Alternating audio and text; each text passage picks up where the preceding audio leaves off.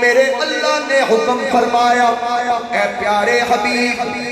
مٹی یا کنکریاں اٹھائیے ان کافروں پہ پھینکیے۔ میرے آقا نے وہ کنکریاں گرائی، ہر چیز نظر آ رہی ہے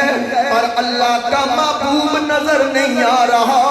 میرے محبوب کافروں کے پاس سے گزر گئے، ابو جہل ابو لہب عتبہ شیبہ اندھے ہو کے کھڑے ہیں۔ آقا گزر گئے، ان کی نظریں دروازے پر کہ محمد کریم علیہ السلام نکلیں گے، ہم ان کو شہید کریں گے، لیکن ان کو پتہ نہیں تھا اللہ یعصمک من الناس، اللہ نے ان کی حفاظت اپنے ذمہ کرم پہ رکھی ہے، ان کا محافظ میرا اللہ ہے۔ محبوب گزر گئے، کافروں کو پتہ نہیں۔ تھوڑی دیر کے بعد ابلیس آیا، پورا انسانی حلیہ بنا دیا۔ آجی سب گیا، میں نے ذوق کرے بندے کے چاہیے ہوں نے سبحان اللہ کہہ دیا۔ ابلیس آیا پگڑی سر پہ، داڑھی چہرے پہ رکھ کے پورا شیخ بن کے آیا۔ شیخ نہیں کیا شیخ صاحب بیٹھے نا، میں کتاب نہ شیخ بن کے آیا۔ آگے اپنے لگاؤ ابو جہل ابو لہب کیوں کھلوتے ہو؟ انہوں نے کہا کہ یہ محمد کا دروازہ آج انہوں نے نکلنا، ہم نے نکلنے نہیں دینا۔ اس نے کہا پھر وہ تو نکل گئے، اور نہیں کتھوں نکل گئے؟ اور بھائی نکل گئے جے کیویں نکلے؟ دروازہ ساڑھے سامنے، اسی اتھے کھلوتے ہیں، پہرے دار ساڑھے سامنے اندر گئے، انہوں نے آگے ایک باری ویک ہو جا۔ دروازہ کھولے، سامنے کچھ چادر تان کے لیٹا، نہ کہو رہے آل وہ ایک سامنے کون ستا، آنکھیں کے جا کے چیک کرو کون۔ جب چادر ہٹائی تو وہ کہنے لگے ہیں جب ہم نے دیکھا تھا اندر گیا نبی تھا، اب چادر کے نیچے سے جو نکل رہا ہے وہ علی ہے۔ حیران ہو کے کہا نبی کہاں ہے؟ مولا علی نے فرمایا کمینے میری نیندر خراب کر دی تھی، چلو دفعہ ہو جاؤ۔ سوچا کہ وقت نہ ضائع کرو، جلدی جلدی پیروں کے نشان دیکھو، کھوجی دیا صاحب وہ انہیں وہ کھرا چکیا، قدمہ کے نشان دیکھتا دیکھتا چلتا چلتا چلتا چلتا وہ کھرا جناب ابو بکر صدیق کے پاس تک پہنچا۔ میرے آقا وہاں پہنچ گئے، جب سرکار وہاں پہنچے دروازے پہ دستک دی، اندر سے جناب ابو بکر نے کہا لبیک و سعدیک یا رسول اللہ، آقا تیرا غلام حاضر ہے۔ نبی پاک علیہ السلام کے لیے جناب ابو بکر نے دروازہ کھولا، سرکار اندر تشریف لائے، کہتے آئیو چیا بخت والا جنا ماہی گھر آ جاوے، وا مقدر اس دھرتی دا جتھے آقا قدم ٹکاوے،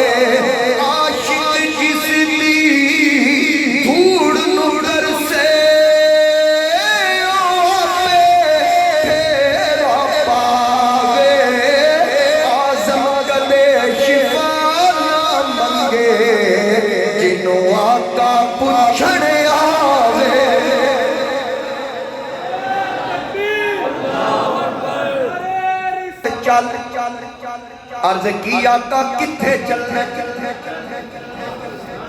جتھے تو آتا حکم ہوئے میں حاضر، سامان میں بن کے بیٹھا۔ آقا میں سامان بن نہیں بیٹھا، فرمایا کس لیے؟ آپ کے ساتھ چلنے کے لیے میں پوری تیاری سے بیٹھا ہوں۔ سرکار نے فرمایا تجھے کیسے پتا چلا کہ میں آ رہا ہوں؟ عرض کی یا رسول اللہ ایک بار آپ نے فرمایا تھا مجھ پہ اقرار آئے گی، مجھے اللہ مکہ چھوڑنے کا حکم دے گا، میرے ساتھ وہ ہوگا جس پہ اللہ کو بھی یقین ہے، اللہ کے نبی کو بھی یقین ہے۔ آقا اس دن سے لے کر آج تک میں نے رات کو سونا چھوڑ دیا، رات بائی بے دردانوں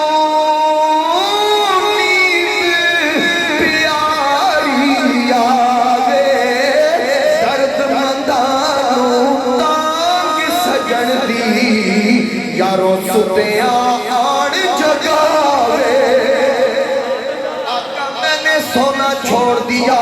کہیں وہ رات نہ آ جائے محبوب کو میری ضرورت پڑے میں سویا رہوں سسی ستی یار گوا چا سسی ستی یار گوا چا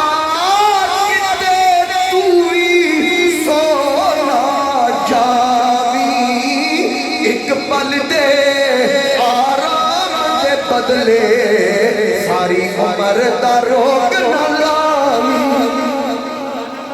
آقا میں نے سونا چھوڑ دیا میں تو آپ کے انتظار میں تھا کہ وہ وقت کب آئے گا میرا ماہی میرے گھر آئے گا یا رسول اللہ میں آپ کے انتظار میں تھا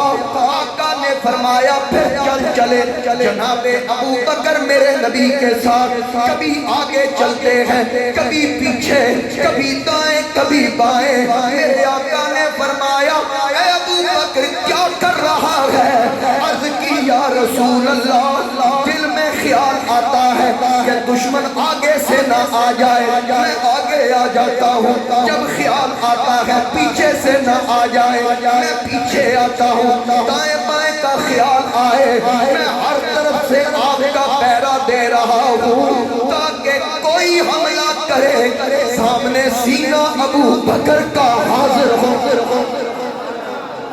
میرے محبوب کی طرف کسی کا وار نہ جائے کوئی تیر تلوار میرے نبی کی طرف نہ جائے اور حملہ ابو بکر برداشت کرے جو ماہی محمد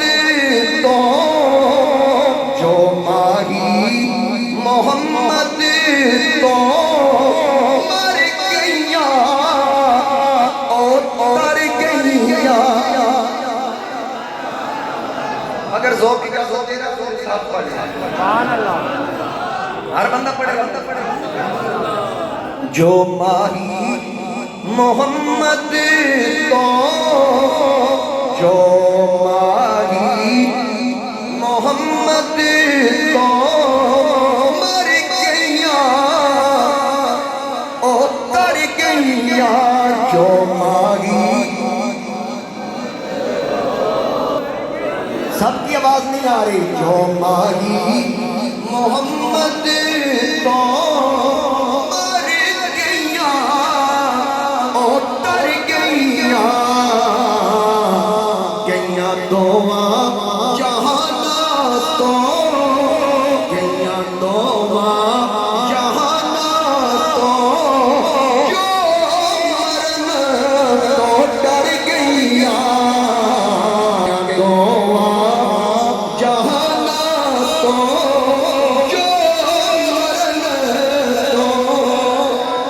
گئیاں دواں جہانا تو جو مرن تو جان کی پرواہ نہیں پھر جب نبی پاک علیہ السلام چل رہے کھوجی پیچھے کافر پیچھے قدموں کے نشان دیکھتے دیکھتے صدیق اکبر کے گھر تک پہنچے حضرت جناب اسماء بنت ابی بکر اندر ہے پوچھا ہاں بھائی محمد کہاں ہے صلی اللہ علیہ وسلم تو جناب اسماء نے کہا جہاں میرے ابا جان ہے تیرے ابا جی کتھے آکے جتھے حضور نے والذین معہو سونے ہو جڑا تیرے ساتھی انج دا ساتھی ہیں ابو بکر صدیق آکے حضور کہاں جہاں ابا جی کہاں جہاں حضور سبحان اللہ انہوں نے کہا کہ آگے چلو کھوجی جی ہے نا وہ قدموں کے نشان دیکھتا دیکھتا جب جبل سور کے پاس پہنچا حیران ہو گیا اب جو وہ سوچ رہا تھا باقی کو اس کا پتہ نہیں تھا اندازہ نہیں تھا وہ دائیں بائیں دیکھیں کیا ہوا اس کے طوطے اڑ گئے ہوش اڑ گئے کہا کیا ہوا وہ سانو بھی دس انہیں آکھیا پیچھے دو سن اتھے ایک ہو گئے پیچھے دو اتھے کی مطلب اب پیر اب دو آگے جا رہے ہیں دوسرا کام انہوں نے کہا دائیں طرف دیکھ کہا ادھر بھی نشان نہیں ہے، بائیں طرف دے، ادھر بھی نہیں ہے، آگے نہیں ہے، پیچھے نہیں ہے، کدھر گیا ہے؟ ابو بکر نے موڑ یہاں کے چوکے حضور تھکے نہیں سن، میری بات یاد رکھی، سرکار تھکے نہیں تھے. میں نے بھی پہلے شاید کبھی بیان کیا ہوگا کہ سرکار کو تھکن محسوس ہوئی، اللہ معاف فرمائے، میں اس سے رجوع کرتا ہوں. چونکہ ابو بکر صدیق نہیں تھکے، غلام نہیں تھکے تھے، آقا کیوں تھک سکتے؟ جب غلام نہیں تھکا تو آقا کیسے تھک سکتے ہیں؟ نبی پاک علیہ السلام کا یہ نوازنے کا انداز ہے، کسی کو کندھوں پہ بٹھا کے نواز دیتے ہیں، کسی کے کندھوں پہ بیٹھ کے نواز دیتے ہیں. حضور نے جناب ابو بکر کو نوازنا تھا، نوازا،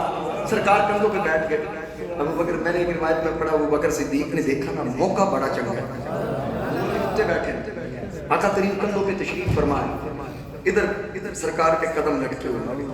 وہ قدم جو مکے کی گلی میں لگے تو لاؤٹ سینوں بھی حاضر پاس، وہ قدم جو میرے مصطفیٰ کریم علیہ السلام عرش پہ لگائیں تو عرش معلیٰ بن جائے. اب جس وقت صدیق نے دیکھا نا سرکار موڑے پہ سوار نہیں، ایک قدم میرے سامنے،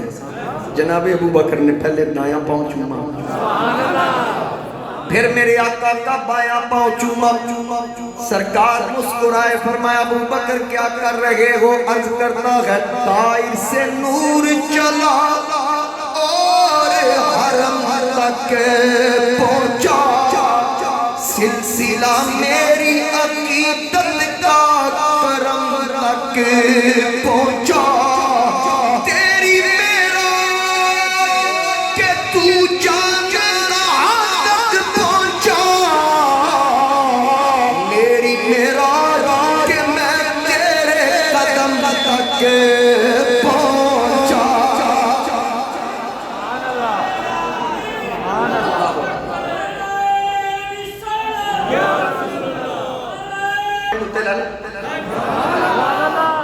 سبحان اللہ کی جناب ابو بکر غار کے اندر میرے نبی پاک کو لے کر گئے. اب غار کے دروازے پہ پہنچے، سرکار کو باہر چھوڑ کے کہا آقا آپ ٹھہریے، میں اندر جاؤں گا، پہلے غار آپ کے اندر جانے کے قابل کر لوں. جناب ابو بکر نے صفائی کی، 70 سوراخ اس غار کے اندر تھے اور سوراخ کو بند کیا. اب اسماعیل حقی نے لکھا کہ وہ سوراخ اس سانپ نے کیے تھے جس نے ابو بکر کی پیر کی ایڑی پہ ڈھنگ مارا. وہ سانپ عیسیٰ کا اعلان سن کے وَمُبَشِّرًا بِرَسُولٍ يَأْتِي مِن بَعْدِ اسْمُهُ أَحْمَدُ، وہ اعلان سن کے یہاں پہنچا. اتنی مدت گزر گئی، اتھا میں مٹھڑی نت جان بلب سونا خوش وسدائے وچ ملکی عرب تیڑے تکڑے دوڑے کھاندڑیاں تیڑے باندیاں دی میں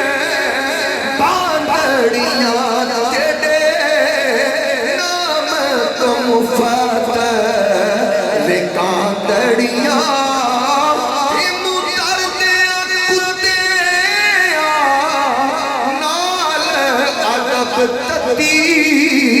تھی جو گھر چوہار پھرا، ہند سندھ پنجاب ماڑ پھرا، سنج بیٹھے شہر بازار پھرا، یار مل گئی سانگ سب. مدت گزر گئی، میرے آقا کے انتظار میں وہ سوراخ بناتا رہا، پر ابو بکر نے سارے سوراخ بند کر دیے. آقا سے کہا اندر تشریف لائے میرے آقا غار کے اندر آئے ابو بکر نے جھولی پھیلا دی میرے آقا نے سر انور رکھا اچانک نگاہ پڑی کہ وہاں کوئی دیکھ رہا ہے اب دیکھنے والا تھا سانپ دیکھنے والا تھا سانپ ابو بکر نے دیکھا یہ سوراخ باقی رہ گیا وہاں پیر کی ایڑی رکھ دی سانپ نے ڈنگ مارا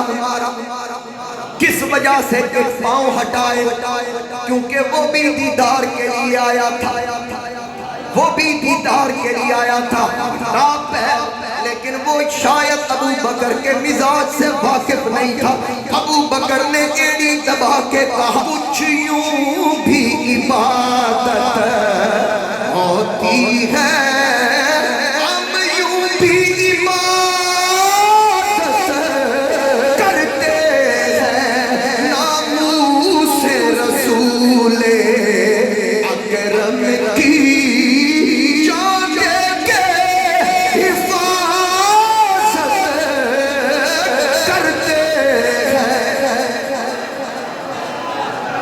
جناب ابو بکر نے ایڑی کو جنبش تک نہ ہونے دی آقا نے فرمایا ابو بکر محسوس ہو رہا ہے تیری آنکھوں سے پانی نکل رہا ہے ذرا پیر ہٹا کون ہے اس کو اندر آنے دے آقا سانپ ہے پیر کے نیچے کہیں اندر آ کے نقصان نہ دے سرکار نے فرمایا وَمَا مِن شَيْءٍ إِلَّا وَيَعْلَمُ أَنِّي رَسُولُ اللَّهِ چیز بنائی ہی نہیں ہے جس کو مجھ محمد کی پہچان نہ دی ہو اٹھا پیر یہ سانپ مجھے جانتا ہے جب پیر ہٹایا سانپ اندر آیا میرے آقا نے فرمایا میرے یار نو کیوں دنگئی آنکھر لگا سونے مینوں تے ہوش ہی نہ رہی میں تے مدنہ بیت گیا پونے 600 سال تو میں جھلک دیکھیا مینوں تے پتہ ہی نہیں لگیا کیونکہ پہلی نظر لٹ لیا مینوں تیرا ہار شنگارا قاتل نے تے کلن زلفاں پیاں دوروں مارن نارا کسے نوں بول نہیں پھڑکڑ دتا